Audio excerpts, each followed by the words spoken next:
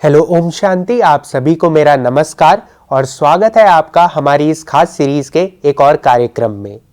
आज हम प्यारे ब्रह्मा बाबा के 2 और कदमों का व्याख्यान आपके समक्ष रखेंगे।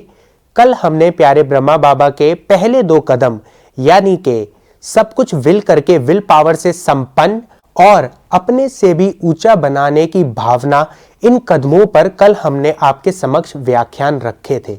आज प्यारे बाबा के तीसरे और चौथे कदम का व्याख्यान हम आपके समक्ष रख रहे हैं। तीसरा प्यारे बाबा का जो कदम है वो है लौकिकता में अलौकिकता का अनुभव। तो चलिए सुनते हैं इसकी व्याख्या। तीसरा कदम, लौकिकता में अलौकिकता का अनुभव।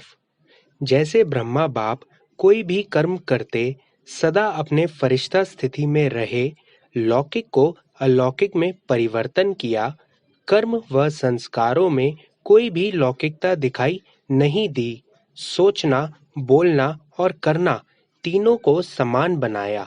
ऐसे फॉलो फादर करो। हर लौकिक बात को देखने, सुनने और बोलने को अलौकिकता में परिवर्तन कर समान बनो। ओम शांति। ब्रह्मा बाबा समान बनने का तीसरा कदम है लौकिकता में भी अलौकिकता का अनुभव करना।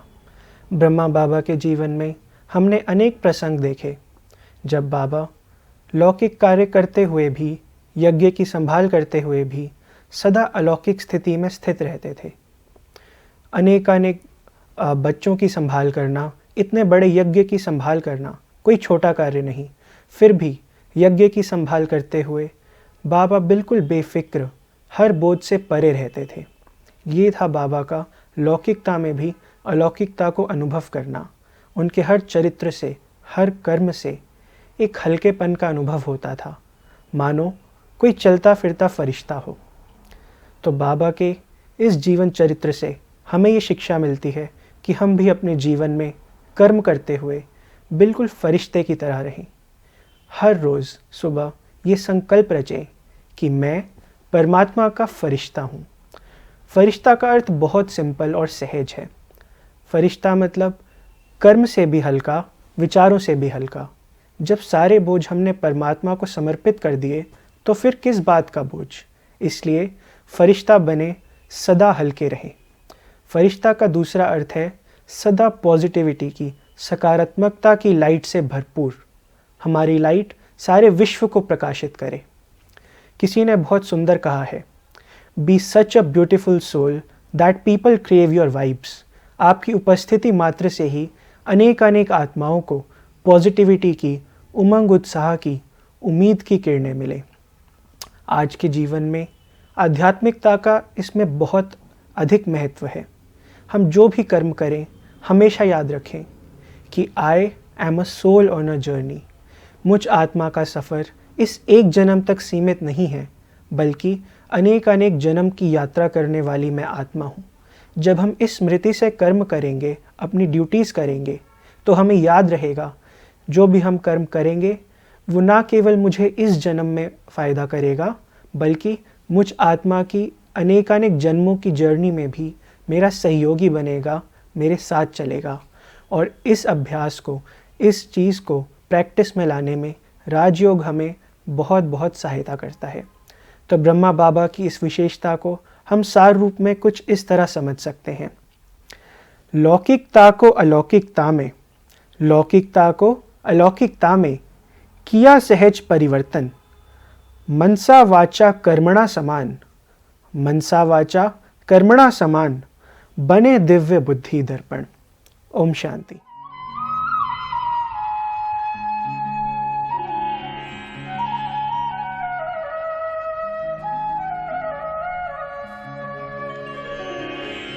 इस भूमि पर कोटि कोटि जन आते हैं और जाते हैं। कुछ आते जो दिया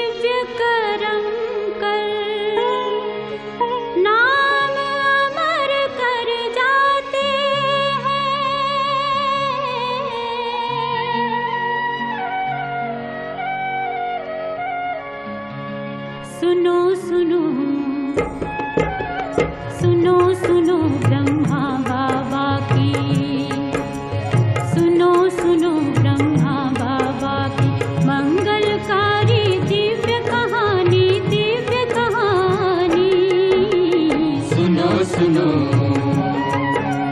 सुनो सुनो ब्रह्मा बाबा की मंगलकारी दिव्य कहानी, दिव्य कहानी। सुनो सुनो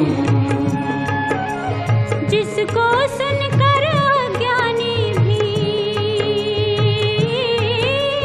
जिसको सुनकर अज्ञानी भी बन जाता ज्ञानी। सुनो सुनो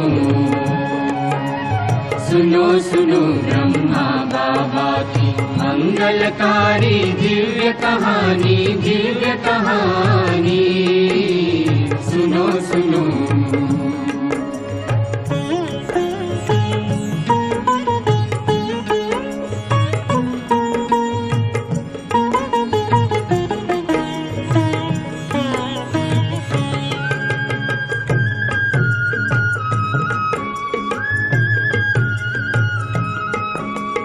एक दिन सांझ की बेला थी, एक दिन सांझ की बेला थी। हम बात बताते हैं, हम बात बताते हैं। शिव ने तन में प्रवेश किया, शिव ने तन में प्रवेश किया। वो झलक दिखाते हैं, हम बात बताते हैं। बदल गया तन मन का रंग ढंग, बदल गया तन मन का रंग ढंग। हुआ पूर्ण परिवर्तन, सूर्य चंद्र सा चमक उठा मुख। हुआ अलौकिक दर्शन, सूर्य चंद्र सा चमक उठा मुख। हुआ अलौकिक दर्शन, हुआ अलौकिक दर्शन, हुआ अलौकिक दर्शन।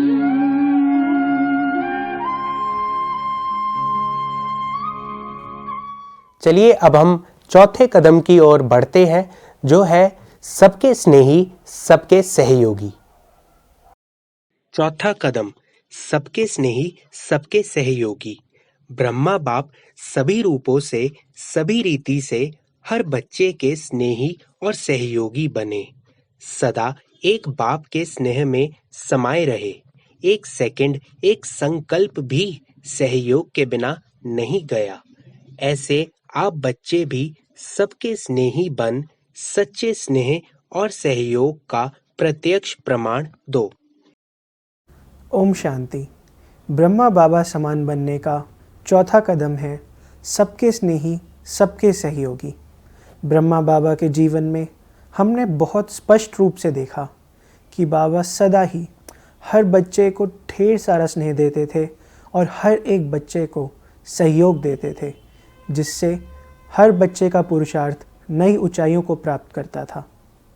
ब्रह्मा बाबा के जीवन में हमने देखा कि बाबा स्वयं परमात्म स्नेह से, शिव बाबा की याद से इतने भरपूर थे, इतने भरपूर थे कि वे भी एक तरह से मास्टर स्नेह के सागर बनकर सभी बच्चों पर ढेर सारा स्नेह लुटाते थे। और बाबा के इसी स्नेह ने सभी बच्चों को प्रोत्साहित किया, मोटिवेट किया कि वे अपना बेस्ट करें और अपने पुरुषार्थ को और तीव्रता से करें। और सभी बच्चे बहुत सहज रूप से बाबा के यज्ञ के सहयोगी बने, बाबा के यज्ञ के मजबूत पिलर्स बने, जिससे कि यज्ञ ने नई ऊंचाइयों को प्राप्त किया। वर्तमान समय में भी ब्रह्मा बाबा के जीवन के ये प्रसंग हमारे लिए बहुत सुदृढ़ प्रेरणा स्रोत हैं। देखा जाए तो आज के समय में स्नेह से चलने की बहुत बहुत आवश्यकता है। हमारे आसपास जितनी भी आत्माएं हैं, उन्हें सच्चे परमात्मा स्नेह की, अनकंडीशनल लव की आवश्यकता है। कहा भी जाता है कि व्यक्ति और किसी चीज़ का प्यासा हो या ना हो, बट प्रेम का प्यासा प्रेम का भूखा हर व्यक्ति है, तो क्यों नहीं हम वो प्रेम का स्रोत बने, खुद को परमात्मा शिव से इतना भरपूर कर लें कि हमारे संबंध संपर्क में, हमारे ऑरा में ही प्रवेश करते ही जो भी आत्मा आए, जो भी सोल आए, उसे एक एनर्जी का, एक स्नेह का, अपनेपन का अनुभव हो। यदि किसी आत्मा को हमसे उस स्नेह और अपनेपन की अनुभूति हो रही है, तो उस आत्मा का सहयोग हमें ना मिले, ये संभव ही नहीं। यदि हम स्नेह स्वरूप हैं और दूसरों के प्रति हमारा शुद्ध आत्मिक स्नेह है, तो उनका सहयोग हमें स्वतः ऑटोमेटिकली प्राप्त होगा, और यदि सहयोग है तो हमारी सफलता निश्चित है। तो ब्रह्मा बाबा के इस जीवन चरित्र को हम सार रूप में कुछ यूँ समझ सकते हैं। रूहानियत से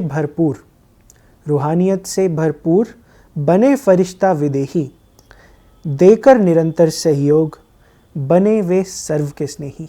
ओम शांति।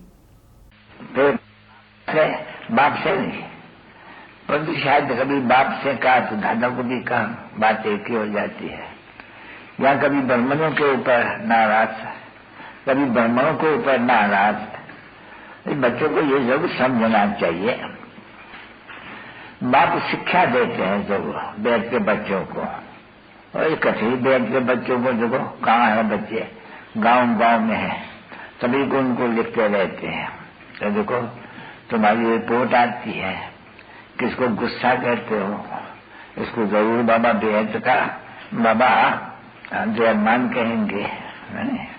तो बाबा का तो फर्ज है सब बच्चों को कहना, बच्चे जय अभिमानी भरवा, तो कहते हैं नहीं, अपने लिए भी कहते रहते हैं कि मैं भी जय अभिमानी बनता रहता हूँ।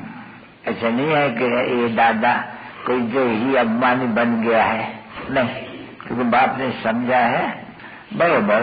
इनका साक्षात्कार भी करते रहो सूक्ष्म मतलब में, फिर भी खुद कहते हैं कि वो बनने में, कर्मातीत अवस्था में बनने के अभी समय चाहिए। मैं बन जाऊं तो मेरे पिछड़ वाले भी इम्तिहान पास कर ले था, पे तो लड़ाई भी हो गए। तो बच्चों को ये भी कहते हैं कि सब जो भी बच्चे नीचे ऊपर जरूर होते हैं, उसमें भी बाप हमेशा समझाते हैं कि माँ जो है नहीं, जब मानस बनती है, समझ बनती है, तो जो समझ होते हैं उनसे लड़ी करती है। जैसे लिख रहा है ना बच्ची, अभी महावीर हनुमान, तो वो उनसे भी आई कोशिश करने खेला में, पर उस समय में थी कर्मातीत अवस्था। तो उस समय में जैसे कि परीक्षा लेते थे, यह है तो उसमें शास्त्रों में गाय तो ये पिछड़ी की परीक्षा, परंतु उसके पहले तो जरूर माया की हार जीत तो होती रहेगी ना बच्चे, सबकी। वो ये जो दादा है नहीं, उनकी भी है। कितना समय याद करते रहेंगे, बहुत याद करते रहेंगे, याद में नहीं आएंगी।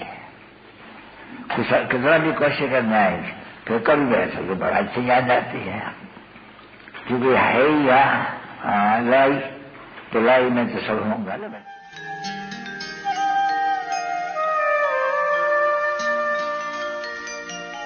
ब्रह्मा तेरी कुर्बानी सबसे ऊंचा तेरा त्याग, तेरे कदमों के निशान सिखलाए, बेहद का